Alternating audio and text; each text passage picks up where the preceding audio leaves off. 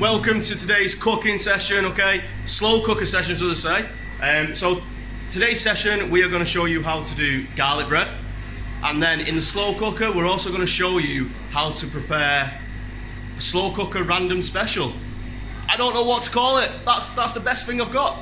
Okay, so let's see what Jodie's going to do. So we're going to learn, because basically everything that we do in the slow cooker is hopefully going to be really, really easy. So instead of me just standing here and throwing a load of things in a slow cooker and it taking about 30 seconds and us just ending the video, we thought that we'd do something that could actually go alongside whatever you're eating in the slow cooker. So today we're going to make garlic bread from scratch. So what you need is kind of like the part baked baguettes that you can buy from literally anywhere. You need garlic, you need butter, and you need a bit of parsley. We went for kind of pre-chopped parsley as well because it's cheaper and it lasts longer and you don't really need that much of it at the time either. So I've already cut up to your garlic cloves. You want the pieces to be quite small, so I am going to chop them finer. But all you do with your garlic to break it up is cut the end off so you can peel it off.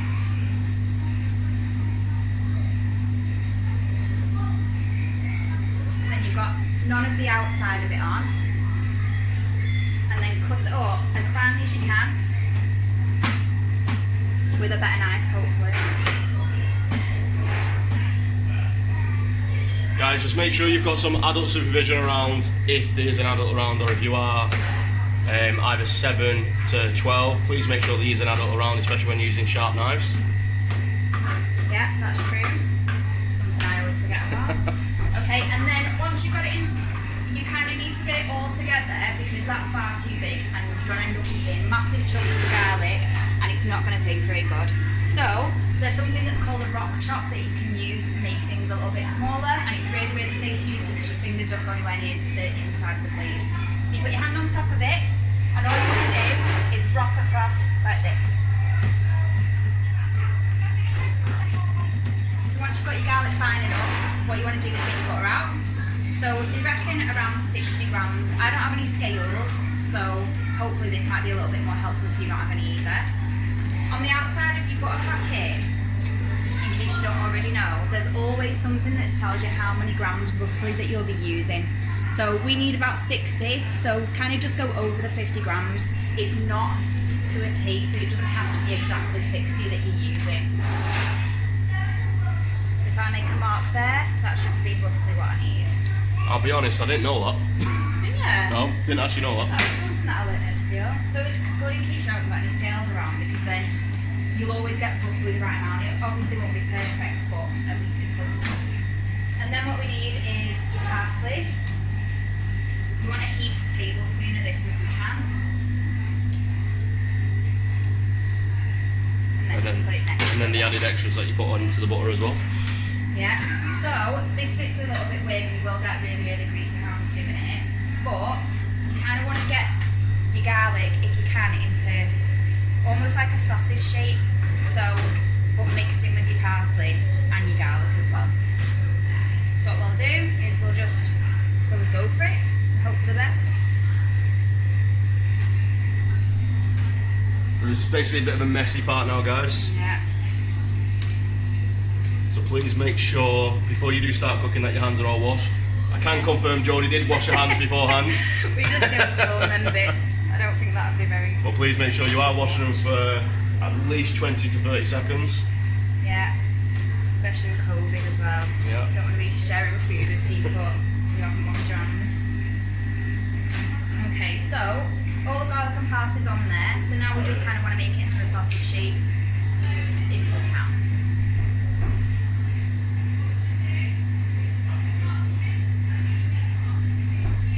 There probably is an easier way to do this, but I can't think of what that might be, so we'll just go with it. You can always let us know if you found an easier way. It looks like one of those like cream cheese type rolls which have like salmon in the middle or something. Yeah, I completely agree. Or should I say, really, it looks like blue cheese.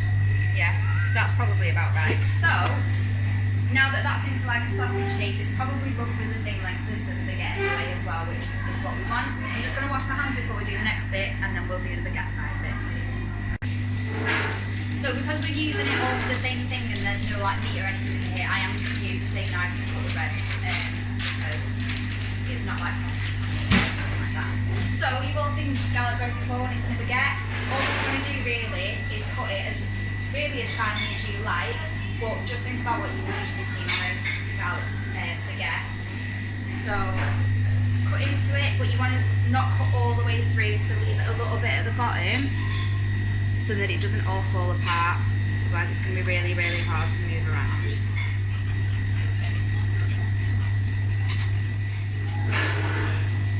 Okay, so once you've done that bit, all that we're going to do now is just cut off as many bits as we can and slot it in between the gaps that you've got.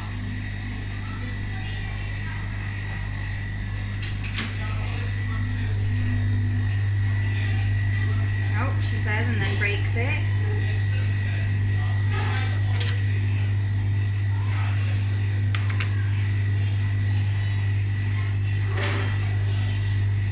So as Jodie just said, guys, she said make sure you don't cut all the way through, otherwise it will break. As you can see, I think Jodie's cut a bit too far, as it has broken. It's now separated. It's okay. Just ignore what I said earlier, it honestly doesn't matter. I suppose we'll just see what happens. If it comes out alright, then I'll eat my words. To be honest, it's a bit like tough, this bread. I think it's because it's like pre-part baked or whatever.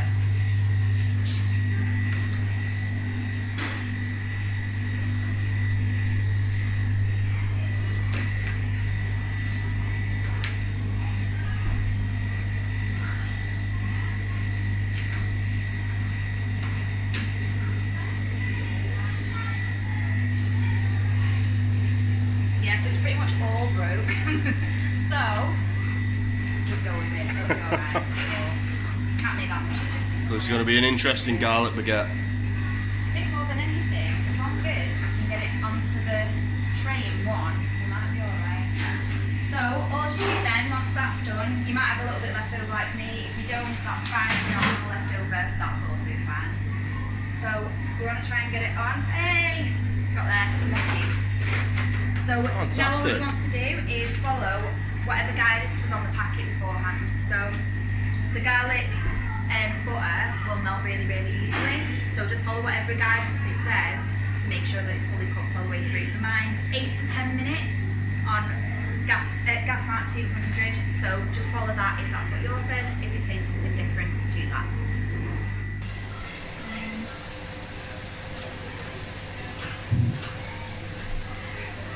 Okay guys, so that was your garlic bread that Jodie's decided to break up, should I say, so it's not a full baguette anymore. But let's see how that turns out later on in the show. Jodie's going to show you a little concoction in a slow cooker. You can come up with your own name, but I'm just going to say it's a slow cooker madness because I don't know what it's called. Now let's go over to Jodie and let's see what it's going to turn out like. Okay, so I'm very much on the same page as Martin with this one. These are just kind of recipes that we've been sent and we've been asked to put together. It kind of reminds me of a pasta bake that somebody made me once, which was made from, well, pasta and soup, pretty much. So kind of around the same idea, so I think it's going to be a little bit like a pasta bake, but again, I suppose we'll see what happens. So what we want to do is, I've only opened these already because I'm awful at using tin openers and was going to be really embarrassed having to open them on camera. So we're going to pour both tins of soup that you've got into the slow cooker pot.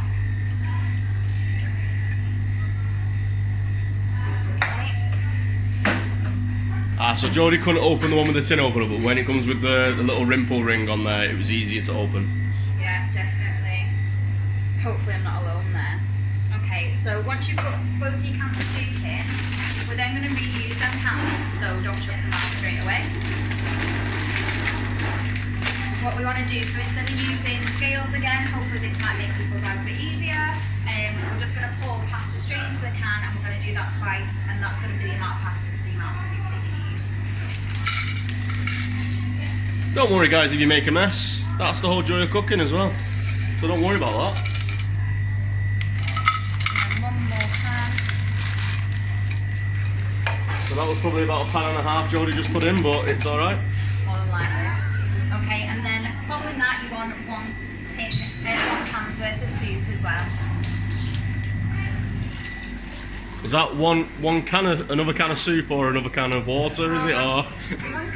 Wait, yeah, water then. Or... Okay, and then you're just pouring that in as well. Right, I'm going to give that a little bit of a stir just so that everything kind of gets an opportunity to cook together rather than all separately. Currently, guys, that looks like yeah, I don't know what that looks like. Never seen anything quite like. I haven't actually, to be fair. However, I've also never heard of anything quite like this recipe either. So, okay, that sounds look a bit better now. It's not all separated. Okay, so now what we want to do is pop this on, and you can either cook this on a high heat for 2 hours or a low heat for 5 hours. Depends on kind of when you want it ready for, and more than anything, if you can do it before you do the school run, and then you're doing it after school or whatever, it might make more sense to cook it for a longer time. However, we're going to do it on a high heat for 2 hours today. Once it's been in for about an hour and a half, if you're doing it on the high heat, you want to put any vegetables in that you want to as well. So we've got carrots there that we're going to drain off and we're going to add in later on. But add whatever vegetables you want, it's entirely up to you. There's not really a proper answer for that. And then again, once it's fully cooked, as I think Martin's going to show you later on, you're just going to sprinkle the top of it with some crisps to give it a nice like crispy texture. And then, I don't know, I suppose give it a try and tell us what you think. We're checking out garlic breads. Oh, look at that, guys. Not too bad Look considering at that. it went long. So again, Jodie, just how long did you leave that in again for? Usually just whatever it says on the packet, so mine was 8 to 10 minutes, but whatever it says on the packet. Fantastic. Okay, so guys, that is your garlic, Jodie's version of her garlic bread. And like I say, that's got a nice crisp on it as well. All the butter is melted. So give this a try at home, guys. I'm sure you'll be impressed. So guys, it's a taste test now of Jodie's garlic bread. Let's see what this tastes like, okay? I'm sure it's going to taste amazing, because it does smell amazing and it does look amazing, but let's try it. Mmm. Do you know what, guys? Follow this video and actually try it at home. It does taste really amazing, okay? Please make sure that you are washing your hands when you're doing it as well, okay? So, and enjoy. Okay guys, so I've come back to the slow cooker now. It's been roughly around 45 minutes, give or take. Okay, so I've added the carrots, as you can just see. I've got some carrots in there. It looks a little bit watery, as you would say. So let's just give this a bit of a mix just so you can see what it looks like. This is what it's doing in the slow cooker at the moment. So there's the pasta, the soup's mixed together, and now the carrots are cooking nicely as well. Okay, so what we're going to do now, I think just to give it a bit more of a thicker type sauce to go with the pasta a little bit, we're just going to add some, and probably give it a bit more of a beefy flavour as well. It's some beef granules that we've got lying around in the cupboard. So what we'll do, we'll show you what this is. Okay, so there's the original beef gravy granules lying around in the cupboard as well.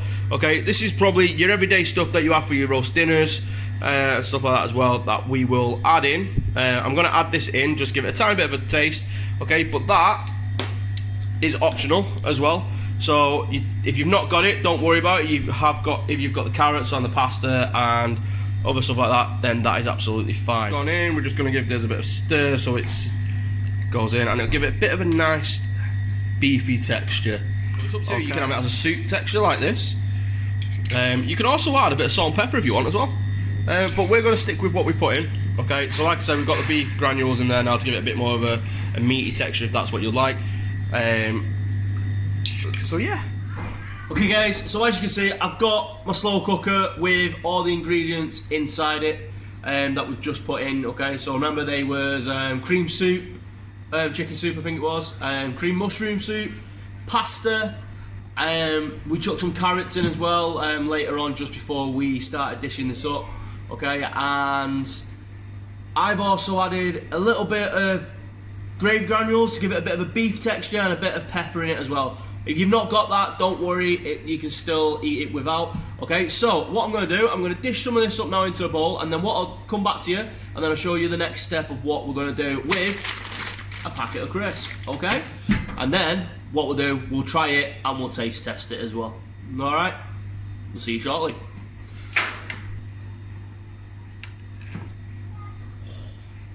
Smells nice. It does smell nice. Just put that back on there, keep the heat in, yeah? Okay guys, so I'm just giving it a quick stir as well now, okay? I've got my little plate that we're going to dish it in as well, okay? So I'll give that a quick stir like so. Move this over there a little bit so you can see what I'm doing. I've got the dish. I'll start pouring it in. Okay, as you can tell, it's got a bit of a browner colour because I put some of those gravy granules in to give it a bit of a beef texture. Like I said, if you've not got that in your cupboard, don't worry too much about it. We'll get a carrot in there as well. There we go, get another carrot in. Alright, so, alright, like I said, that's it in there now, so we'll just bring this up a little bit. There you go, so you can see that now, okay, that's what it looks like. It looks like a really thick-ish soup, okay? So what we're going to do now, like I said, okay, I'm going to get a packet of crisp. Best part about this, alright, is going to crunch them up. Alright, and this is going to give you a little bit of a crispy texture on the top, okay? So I'm going to get some of these and just literally sprinkle it around on the top. Okay? I've got my colleague Ben looking at me randomly saying, why are you putting crisp on it? It's just what I had in the cupboard, that's all I'm doing. So I'll put a bit of crisp on. Okay, because I've got some parsley lying around for when we did the garlic, I'm going to put a bit of parsley on the top as well. Okay, tiny bit in there, in my hands. Like so, okay, and then literally just make it look. Yeah, do you know what, put a tiny bit more. Alright, so there we go. So you've not got that around, don't worry about it. You can always add a bit of pepper as well. So a bit of a twist of pepper. Okay, let's put that away like that. And then, I did have a spoon. I don't know where I put it. I do know where I put my spoon. I left it in the tub and it's fell inside the tub. So, give me 1 second. I'm just going to go find another spoon from somewhere. Alright, so give me a minute. Okay guys, so as I've just said, I did just drop my spoon into the thingy dish a minute ago by accident. I forgot it was in there. But here's my other spoon, and here's the finished product. Okay, so if you look at that, it looks alright. Yeah. Okay, so if that's all you got in your cupboard, that's all you've got in your cupboard. Okay, so like I said, it's cream soup, some mushroom and chicken, it's pasta. It's got some crisp inside it as well, and some carrots. So, bon appetit, we're going to give this a try. Okay, give it a bit of a try. Let's get a carrot on there. Okay, so I've got a crisp and I've got some carrot as well. Let's give it a try, guys.